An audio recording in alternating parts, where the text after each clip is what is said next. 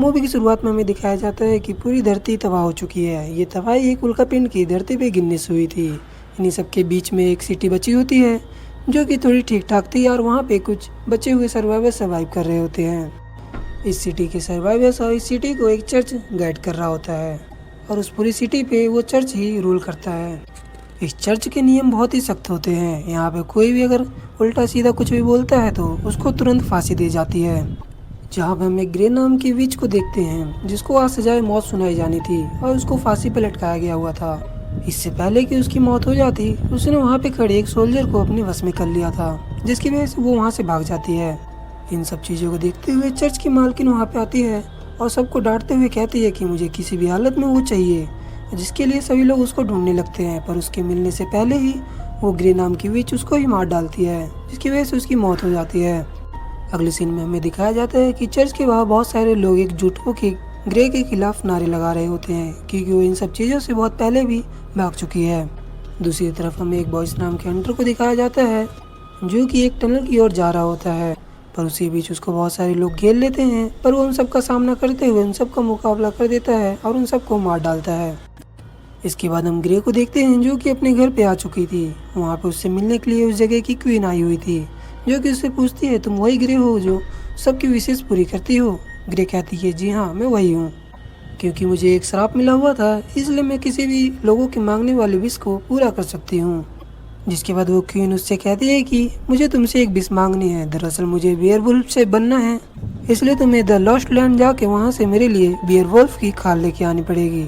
जिसके बाद वो विच कहती है कि एक बार दोबारा से सोच लो, तुम सही में ये बनना चाहती हो। जिसके बाद वो क्वीन कहती है कि मैंने हजारों बार सोच रखा है, तुम ज़्यादा जवान मत लड़ाओ और जो मैंने कहा है वो करो। जिसके बाद ग्रे दोबारा से कहती है कि अगर तुम एक बार बियरवुल्फ बन गई तो दोबारा से इंसान नहीं बन पाओगी और बियरवुल्फ बहुत ज़्यादा ताकतवर होते हैं, इसलिए एक बार सोच लो, मेरी सुझाव तो यही रहेगी। जिसके बाद ग्रे मान जाती है और वो कहती है कि जिस दिन चांदनी रात होगी 6 दिन बाद, उस दिन मैं तुम्हारे ये काम कर दूंगी। जिसके बाद वहाँ की क्वीन उसको बहुत सारे सोने के सिक्के दे के वहाँ से चली जाती है। उसके जाने के बाद उसका गार्ड वहाँ पे आता है और ग्रे से कहता है कि मैं उसका एक वफादार गार्ड हूँ जो कि तुमसे एक विश मांगना चाहता हूँ। जिसके बाद ग्रे कहती है कि मांगो, क्या विश है तुम्हारी। गार्ड अपनी विश मांगते हुए उसको अपनी एक पुरानी घड़ी देता है, जो कि कहता है कि ये मेरे खानदान की सबसे पुरानी और बहुत ही प्राचीन घड़ी है। इसको रखते हुए मैं तुमसे एक विश मांगना चाहता हूँ। मेरी विश यह है कि तुम मेरी क्वीन की इच्छा को पूरी ना करो। जिसको सुन के ग्रे शौक हो जाती है और उससे पूछती है तुम ऐसा क्यों चाहते हो। जिसके बाद वो गार्ड उसे बताता है कि मैं नहीं चाहता कि मेरी क्वीन एक बियरवुल्फ बने, क्योंकि इसकी वजह से उनको बहुत ज़्यादा परेशानियों का सामना करना पड़ सकता है। इसलिए मेरी इच्छा है कि आप क्वीन की इच्छा को पूरा ना करें। जिसके बाद ग्रे उसकी बात मान जाती है और उसे हाँ बोल देती है। उसके बाद वहाँ से उसका गार्ड चला जाता है। जिसके बाद हम ग्रे को देखते हैं जो कि अपनी शक्तियों की वजह से एक विजन देखती है जिसमें उसे वो वेयरवुल्फ दिखाई देता है, जिसे वहाँ पे बहुत सारे लोग मारने वाले होते हैं, पर वो इतना ज़्यादा ताकतवर होता है कि उसे कोई भी मार नहीं पाता। दूसरी तरफ हम क्वीन के देखते हैं जो कि किंग के पास खड़ी होती है। दरअसल किंग की तबीयत बहुत ज़्यादा ख़राब थी और तभी हमें पता चलता है कि क्वीन को किंग बिल्कुल भी पसंद नहीं था, क्योंकि किंग बहुत ज़्यादा बूढ़ा हो चुका था और ये बात क्वीन को उससे बिल्कुल भी पसंद नहीं थी। इसलिए उनका रोज़ाना कोई ना कोई मैटर लेके लड़ाई हुआ करती थी।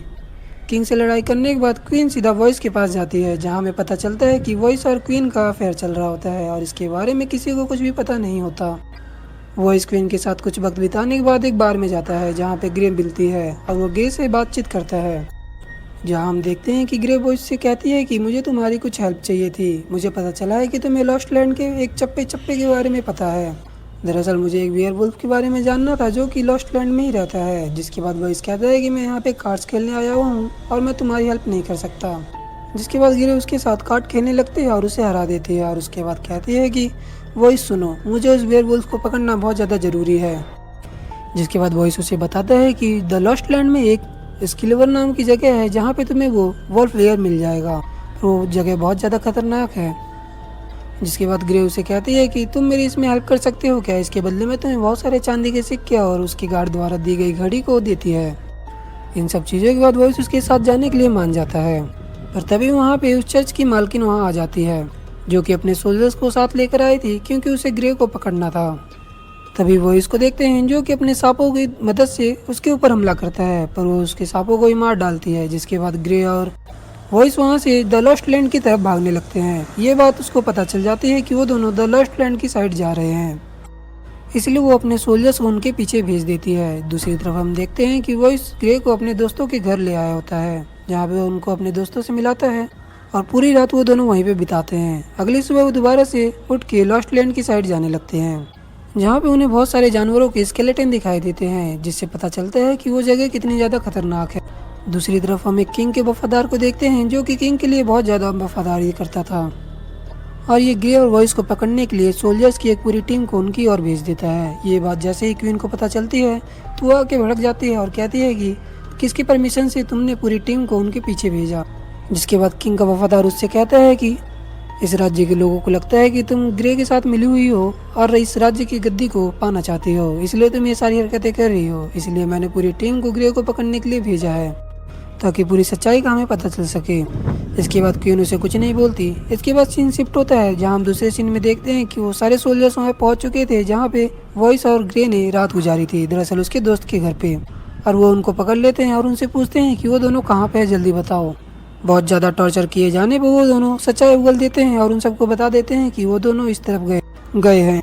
जिसके बाद हम दूसरी तरफ ग्रे और वॉइस को देखते हैं, जो कि चलते चलते बहुत ज़्यादा दूर पहुँच गए थे और यहाँ पे रास्ता खत्म हो जाता है और इन्हें ऊपर पहाड़ियों पे जाना पड़ेगा।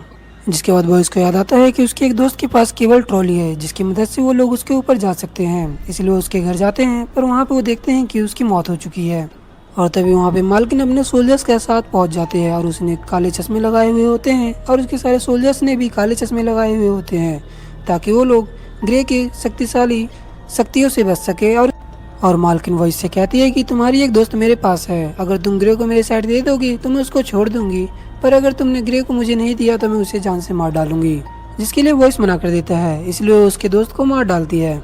इन सब चीज़ों से वॉइस को बहुत ज़्यादा गुस्सा आता है और वो ग्रे के साथ मिलकर उन सारे सोल्जर्स के ऊपर हमला कर देता है, पर उनकी तादाद बहुत ज़्यादा थी, इसलिए उनको वहाँ से बच के भागना पड़ता है।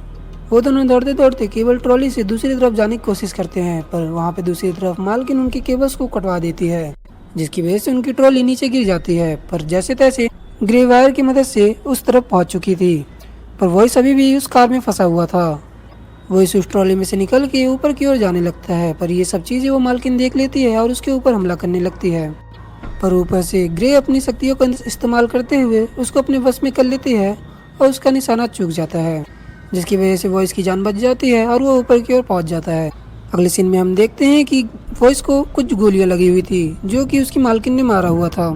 ग्रे उसकी गोलियों को निकाल रही होती है और उसके जख्मों पर मलहम लगाती है। इन सब चीज़ों को देखते हुए वॉइस उसको थैंक यू बोलता है। अगले सीन में हम क्वीन को देखते हैं, जो कि आज प्रेग्नेंट हो चुकी है, पर यह बच्चा किंग का नहीं होता। दरअसल ये बच्चा वॉइस का था, जिसके बारे में किसी को काने कान खबर नहीं थी। और उसी रात क्वीन किंग को जान से मार डालती है।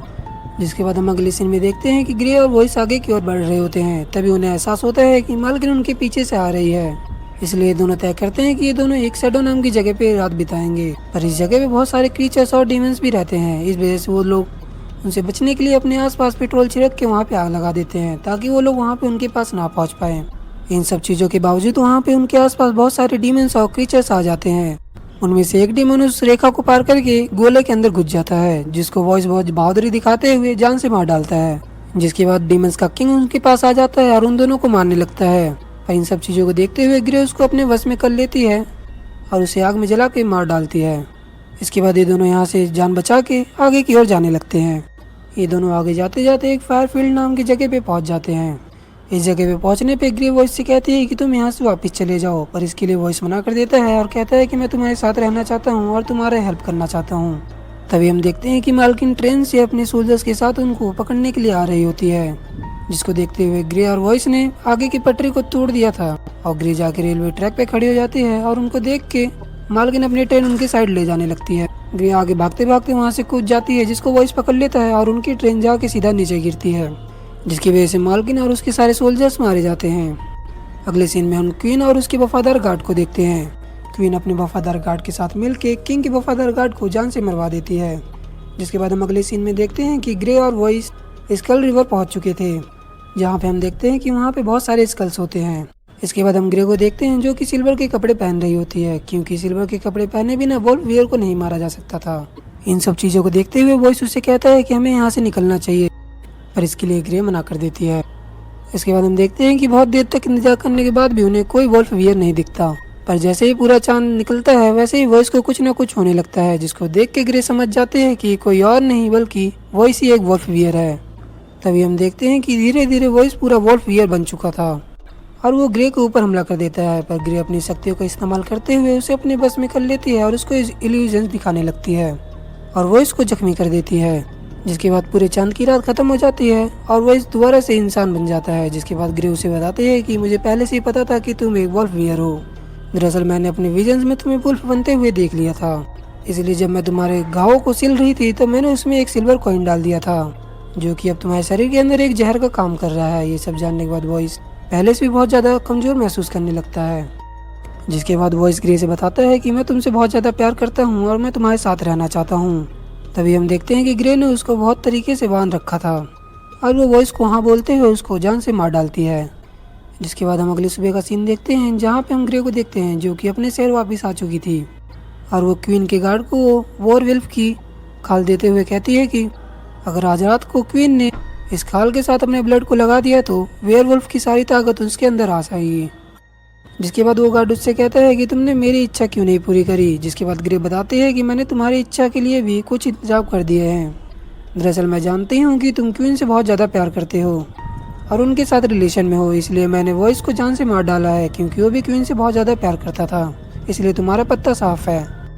इसके बाद वो गार्ड क्वीन के पास वो खाल को ले जाता है और उसको दे देता है। उस खाल को देखते ही क्वीन समझ जाती है कि वॉइस ही वेयरवुल्फ था और ये चीज़ उसको गार्ड को पता थी और उसने ये बात उससे छुपाई। इसके लिए क्वीन गुस्से में उसको जान से मार डालती है। दूसरी तरफ हम देखते हैं कि किंग के मरने की वजह से पूरे राज्य में विद्रोह का माहौल था। सभी लोग क्वीन को जान से मारना चाहते थे, इसलिए क्वीन को रातों रात वहाँ से भागना पड़ता है। दूसरी तरफ हम देखते हैं कि जैसे सुबह होती है वोल्फ वियर की खाल सूरज की किरण पड़ते ही जल जाती है। वही रात में हम देखते हैं कि वही अभी भी जिंदा था और वो ग्रे को ढूंढ रहा था क्योंकि उसे जान से मारना चाहता था। जहाँ पे ग्रे वॉइस से बताते हैं कि ये सब चीज़ें मुझे पहले से ही पता थी कि तुम मर के भी जिंदा हो सकते हो, इसलिए मैंने तुम्हें मारा था, वरना मैं तुम्हें कभी नहीं मारती। और अब तुम्हारी भी इच्छा पूरी हो चुकी है, मैं तुम्हारे साथ हूँ। जिसके बाद ये दोनों द लॉस्ट लैंड के स्कूल रिवर की ओर निकल जाते हैं ताकि वो लोग वहाँ के डीमंस और स्केचर्स को जान से मार सके। और ये मूवी यहीं पे एंड हो जाती है।